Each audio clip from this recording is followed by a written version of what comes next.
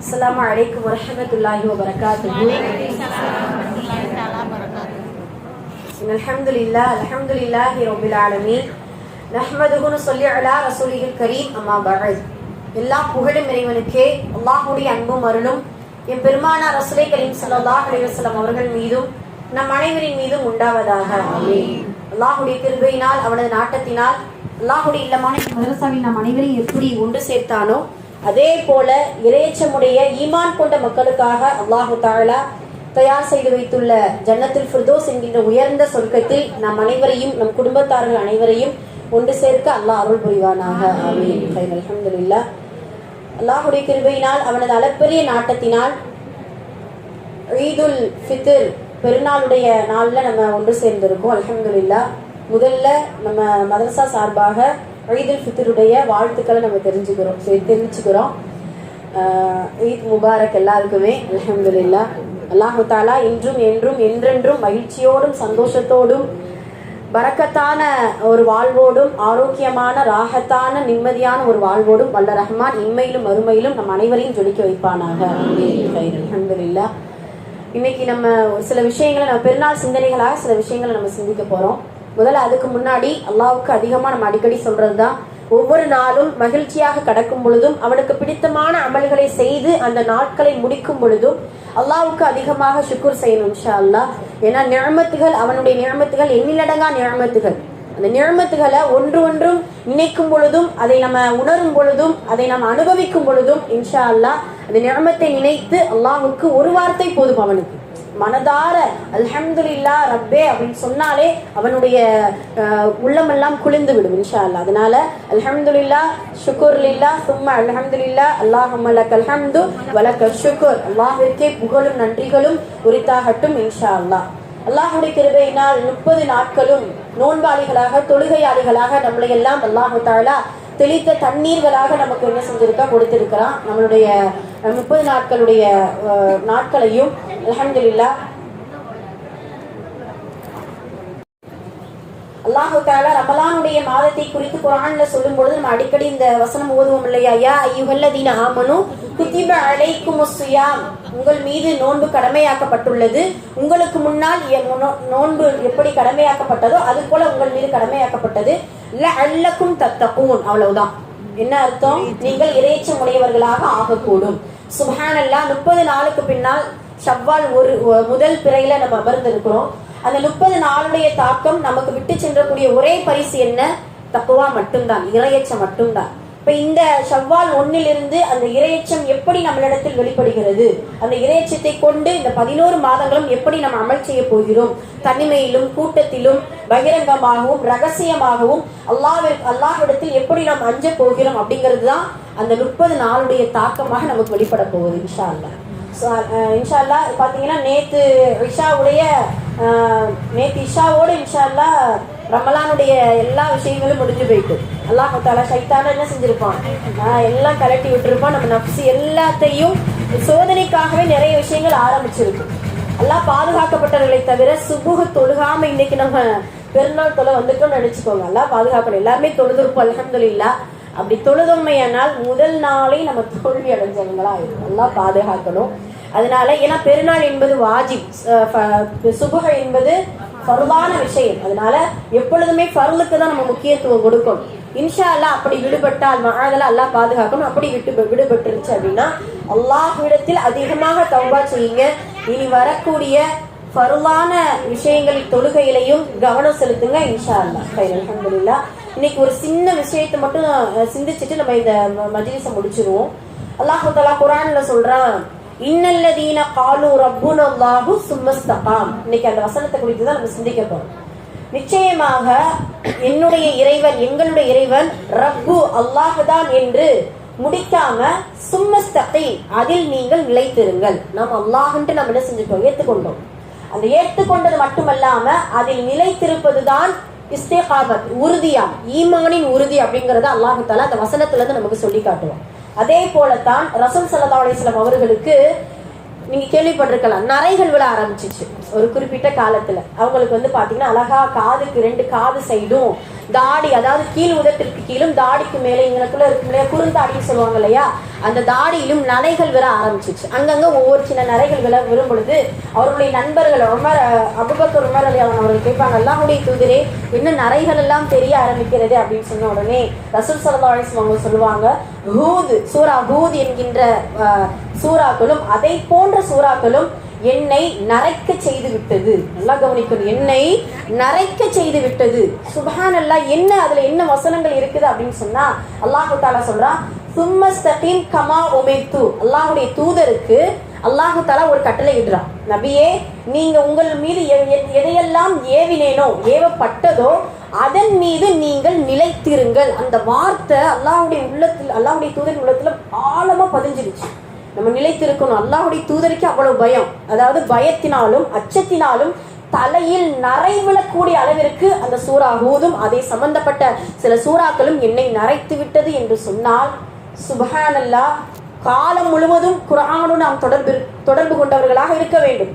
காலம் முழுவதும் சூரா ஹூதிலுடைய அந்த வசனங்கள் நமக்கும் அல்லாஹ் தஆலா எதையெல்லாம் ஏவினானோ, எந்த தொழுகையெல்லாம் ஏவினானோ, எந்த பொருளான விஷயங்களை ஏவினானோ, எந்த விஷயத்தை ஹராம் என்று தடுத்தானோ, ஹலாலை ஆகமாக்கிக் கொள்ளுங்கள் என்று சொன்னானோ, இதை அனைத்தையும் இஸ்திகாமத்தோடு ஏற்றுக்கொள்ள வேண்டும் என்கின்ற ஒரு பயமும் ஒரு அச்சமும் நம்மளுடைய உள்ளத்தில் இருந்தே ஆக வேண்டும்.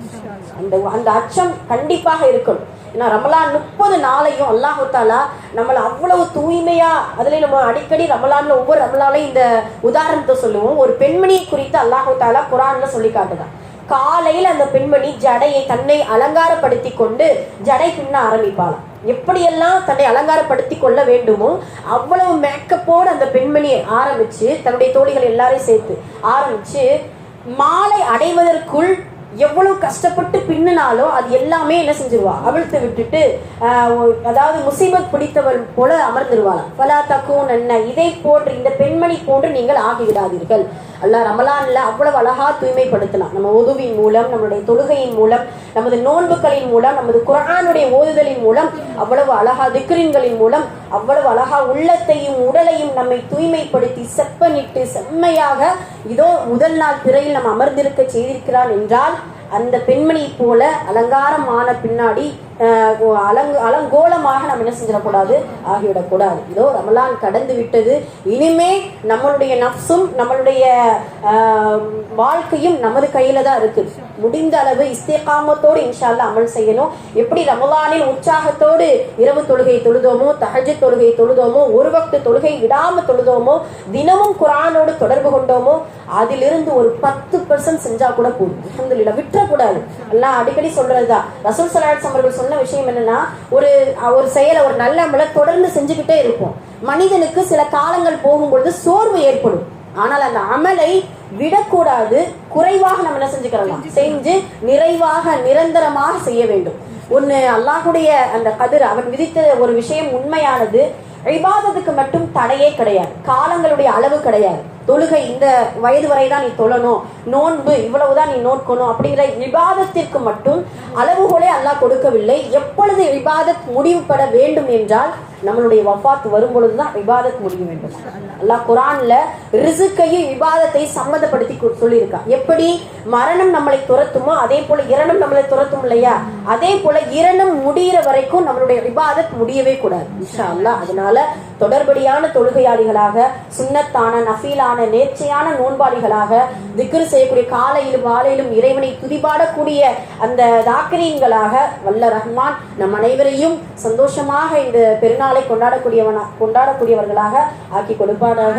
இந்த பெருநாள்ல யார் இன்னும் என்ன அப்படின்னா, பிறரிடத்துல மன்னிப்பு கேட்பதற்கான ஒரு அழகான ஒரு நாள் இந்த பெருநாள். யார்கிட்டையாவது நம்ம கஷ்டப்படுத்தி இருந்தோம், யாரையாவது ஹர்ட் பண்ணி இருந்தோம், யாரையாவது திட்டி இருந்தோம் அப்படின்னா அல்லாஹ்வுக்காக அவர்களிடத்துல மன்னிப்பு கேளுங்க.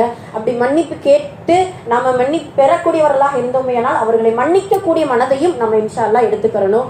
இந்த சபையில் ஏதாவது மனது கஷ்டப்படுற மாதிரி பேசியிருந்தாலோ நடந்து கொண்டிருந்தாலும் அல்லாஹ்வுக்காக மதரசா சார்பாகவும் முக்கியமாக என் சார்பாகவும் உங்களிடத்தில் நான் மன்னிப்பு கேட்டுக்கொள்கிறேன். உங்களுடைய விஷயமாகவும் நானும் மன்னித்து விட்டேன் அல்ஹம்துலில்லாஹ். ஏன்னா அதனால அது ரொம்ப முக்கியமானது. மறுமையில் அல்லாஹ் தஆலா அசத்தமா துஆ கேட்டது போல மறுமையில அல்லாஹ்வுக்கு செய்யக்கூடிய கடமையில குறைகள் இருந்தால் கூட அல்லாஹ் ரஹ்மத்தை கொண்டு மன்னிச்சிருவான். அந்த மனிதர்களிடத்தில் செய்யக்கூடிய கடமைகளில் குறை இருந்தால் அந்த மனிதன் மன்னிக்காமல் அல்லாஹ் நம்மளை மன்னிக்க மாட்டான். அதனால உங்களுடைய மனது ஏதாவது கஷ்டப்படுற மாதிரி இருந்துச்சு அப்படின்னா அல்லாஹ்வுக்காக மனம் பொறுத்து மன்னித்துக் கொள்ளுங்கள். எங்களுடைய துஆவில், எங்களுடைய குர்ஆன் ஓதுதலில், எங்களுடைய ஏதாவது ஒரு நசீஹத்தில் உங்களுடைய மனம் புண்படுற மாதிரி பேசியிருந்தா அல்லாஹ்வுக்காக மன்னித்துக் கொள்ளுங்கள். வல்ல ரஹ்மான் இந்த நாளில் சந்தோஷமான ஒரு நாளாக கொண்டாடுவதற்கும் மகிழ்ச்சியான நாளாக கொண்டாடுவதற்கும் வல்ல ரஹ்மான் அருள் புரிவானாக. நிறைய மற்றவர்களுக்காக நிறைய துஆ செய்யுங்க. பலஸ்தீன் மக்களுக்காக நிறைய துஆ செய்யுங்க. நல்லாட்சி அமைவதற்கும் நிறைய துஆ செய்யுங்க. மழை வேண்டி நிறைய துஆ செய்யுங்க இன்ஷா அல்லாஹ். அதே போல அன்பளிப்புகளை இந்த நாளில் பரிமாறிக்கொள்ளுங்கள். உறவுகளோடு இன்ஷா அல்லாஹ் இணக்கமாக இருங்கள். வல்ல ரஹ்மான் நம்மளுடைய இந்த நாளை கபூல் செய்து கொண்டு 6 மாத காலம், சஹாபாக்களுடைய ஒரு சுன்னத் உங்களுக்கு தெரியும், 6 மாத காலம் ரமலானை அடைய வேண்டும் என்று துவா செய்வாங்க. 6 மாத காலம் ரமலானுடைய அமலை கபுலாக்கிக்கொள் என்று துவா செய்வாங்க. ரமலானை அடைந்து விட்டோம் அல்ஹம்துலில்லாஹ். 6 மாத காலம் ரமலானில் செய்த ரப்பே அந்த நல்ல அமல்களை கபுல் செய்து கொள் என்று ஒவ்வொரு வக்து தொழுகையிலும் ஒவ்வொரு நாளும் நினைவில் இருக்க வேண்டும் இந்த ரமலான். இன்ஷா அல்லாஹ் இனி வரக்கூடிய பல ரமலான்களை அடையக்கூடிய பாக்கியத்தையும் நன்மை செய்யக்கூடிய நீண்ட ஆயுளையும் கயிறு பரக்கத்துகளையும் ஆரோக்கியத்தையும் வல்ல ரஹ்மான் நம் அனைவருக்கும் தந்தல் புரிவானாக. ஆமீன் ஆமீன். அக்கூலு கௌலி ஹாதா அஸ்தக்ஃபிருல்லாஹ் லனா வ லக்கும் வ ஆகிர் தஅவானா அல்ஹம்துலில்லாஹி ரப்பில் ஆலமீன். அஸ்ஸலாமு அலைக்கும் வ ரஹ்மத்துல்லாஹி வ பரகாத்துஹு. سبحان ربنا تقبل منا إنك أنت السميع العليم. ربنا تقبل دعانا إنك أنت السميع العليم.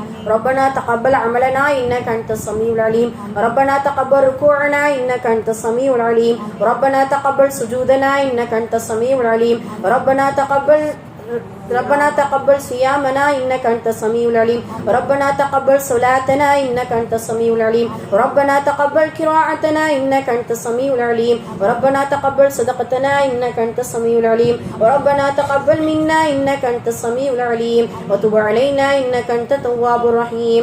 ربنا آتنا في الدنيا حسنة وفي الآخرة حسنة وقنا عذاب النار وادخلنا الجنة مع الأبرار يا عزيز يا غفار يا ذا الجلال والإكرام برحمتك يا أرحم الراحمين. برحمتك يا أرحم الراحمين. برحمتك يا أرحم الراحمين. آمين آمين آمين. والحمد لله رب العالمين. سبحان الله وبحمده سبحانك اللهم وبحمدك أشهد أن لا إله إلا أنت ونستغفرك ونتوب إليك. سبحان ربك رب العزة عما يصفون وسلام على المرسلين والحمد لله رب العالمين. صلى الله على محمد صلى الله عليه وسلم. صلى الله على محمد صلى الله عليه وسلم. صلى الله على محمد يا رب صل عليه وسلم. السلام عليكم ورحمة الله وبركاته. முசாஃபா கொடுக்குறவங்க இந்த மஹல்லாக்குள்ளேயே மதரசாக்குள்ளேயே கொடுத்துக்கோங்க. முடிஞ்ச உடனே இன்ஷா அல்லாஹ் வீட்டுக்கு சீக்கிரமா எங்கேயுமே நிற்க கூடாது. அதுதான்